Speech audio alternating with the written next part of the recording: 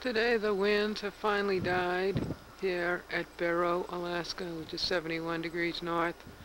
We've had the previous day winds at 50 miles an hour, temperature in the 30s. This morning it is just below freezing. We had some snow last night.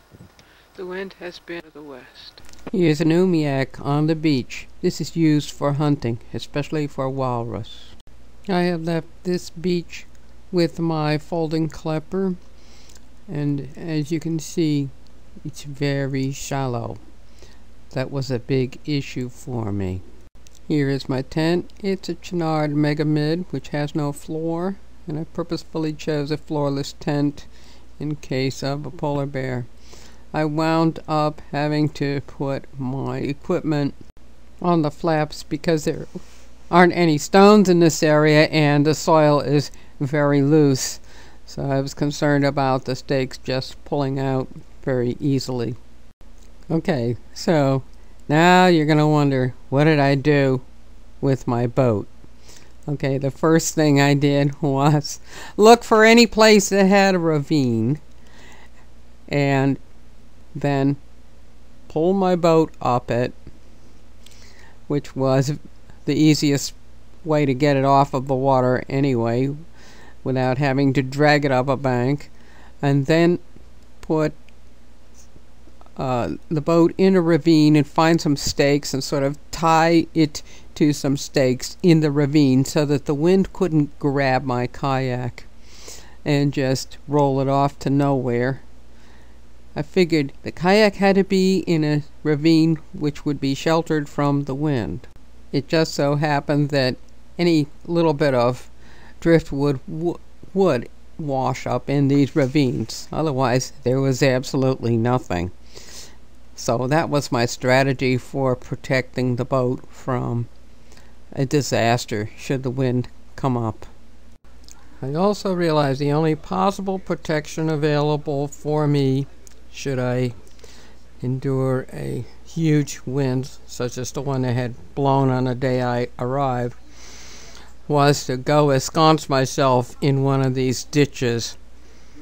One trick with a tent was that the pole could be changed in height so that I could actually change the exposure of the tent to the wind, but I'd also have to be situated in a ditch to be out of the wind.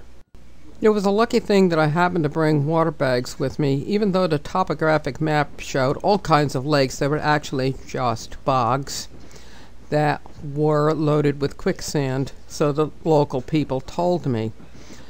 And I realized that getting water was going to be a very tricky deal. So I did find a way of getting over to water, and the water was totally loaded with black humus, but I was able to filter it and put it into a water bottle. Another source of water would have been sea ice, because sea ice, when it freezes, fractionates into fresh water on the upper surface. I could have used that for water had there been ice available where I was camping. Actually, there was ice, but it was on the outer islands, which were just simply sandbars. Barrow is a wonderful peninsula where many birds come. I had the privilege of seeing all sorts of birds, and in this picture is a Jaeger that is hunting over the terrain, and I even had the privilege of sneaking up on the poor bird while it was sleeping. That was quite a wonderful surprise. I was not expecting to see all this frost and snow, but I was dressed for it because I had the habit of always carrying clothing for cold water paddling, and I wore a dry suit. Here is my kayak pulled up in a ditch in my tent, and you can see it's extremely flat. This is typical of this entire area. While I was paddling along the shore, I came across something very interesting. A lens of ice frozen in the ground that was slowly melting out. Surrounding the lens of ice was very, very black, humus-rich soil, suggesting it was developed during a time when the area was much warmer in a forested situation, which would generate a lot of humus. Now, in early August, numerous birds are migrating through this area. That is one of the most spectacular things about Point Barrow. This is a jaeger winging its way over the tundra. It has a very distinctive flight. The sunset at Barrow. It's actually 11:30. They're not getting sunsets at this time of year. But this is an interesting skyline. This is a skyline at 11:30 at night. The sun just showing on the horizon, and next a fox comes to visit. An Arctic fox has just woken up, and he seems to be barking at me. He's very interested in what I'm doing here in the Arctic. He is watching me while I'm watching him.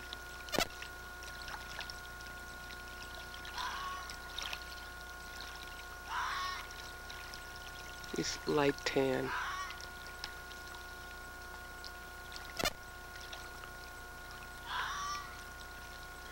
This type of thing you see when you're alone in the Arctic. This is as dark as it gets at midnight up here in Barrow on this date. It just dips behind the horizon for a few minutes and comes right back up. If it does set here, I'm not sure. This is what it looks like through my camera when I am paddling, and it's blowing 15 knots in this area out of the east. I can only get away with recording this because I'm in a klepper, which allows me to get away with all kinds of extravaganzas like this tricky maneuver of dealing with paddling and taking video at the same time. Nothing like a klepper. I can tell you one thing about a tide of 6 inches. Even in a klepper, which draws next to no water, I almost got in a lot of trouble trying to get out of a little bay that I went into. On the map or chart, it looked fine, but I hadn't stopped to really think about what the chart was showing. That high tide was 6 inches deep. And so I paddled over to this point and got out and set up my tent. Then the next morning when I looked out, I realized it's very, very shallow here. It was dry as a bone. Impossible to launch from until the tide came in fully. And even with that, I had a very difficult time getting launched. I learned one thing about this area. High tide is not what you think it is. When I went to get water across the tundra, I had to be very careful when I got to the water to stand on totally solid tussocks, not to step on the black mud because that might be quicksand, and I was warned that there is quicksand out there. I didn't want to find that out. So that was my experience on this very flat area. To me, this looked very threatening, like massive verga, and I didn't know what was going to happen next. I'm not sure what this means, but it could be some stinky weather coming in. Looks a little suspicious. Here's something nice over here. Hard to say.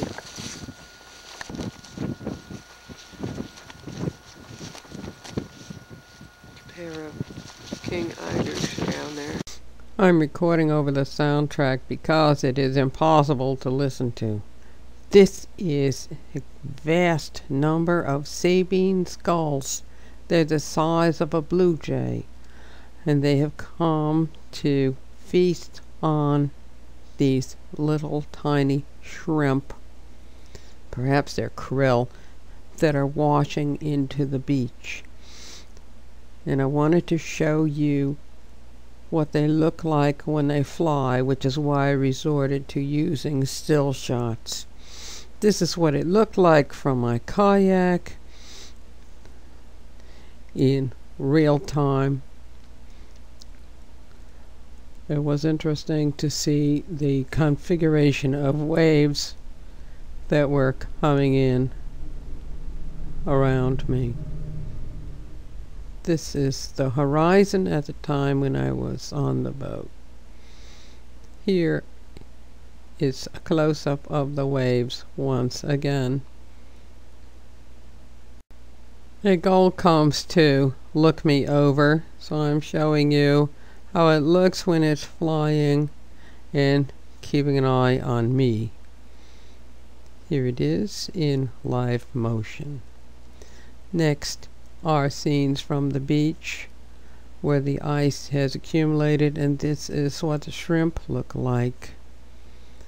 Here again are the Sabines gulls and a close-up of the waves as I stood on the edge of the beach. Next I show you an Aurelia, a jellyfish we also have in New England, doing its capers in the shallows. Everything in the Arctic seems to have some color of red to it. Here's a large one. And these are the remains of some of the shrimp that are just floating around in the water. Such verdant life off of this peninsula, Barrow. Here is a close-up of a gull looking over the water. I thought it was fascinating to be able to watch this. This is a close-up of the shrimp, and you can see them occasionally popping out of the water. What fun it was to stand on the edge of the water and watch all of this, and to be able to share it with you with my video camera. Here are the Sabines gulls, and they are scooping up shrimp. Such elegant birds when they fly. Their spectacular coloration in flight is truly amazing to watch. Have a few, many shrimp here in this picture. Now here is still shots of a Sabines gull snatching up shrimp. This is such an elegant bird. Just a delight to watch. It is so fascinating to be able to watch how this bird actually manages to dip into the water and then immediately take off. It has such efficient motion. Now I am taking off. It's just starting to snow, and as you see, it is really flat out there. There's no doubt about it. Barrow is a flat area. Thanks for watching my video. GEFerris.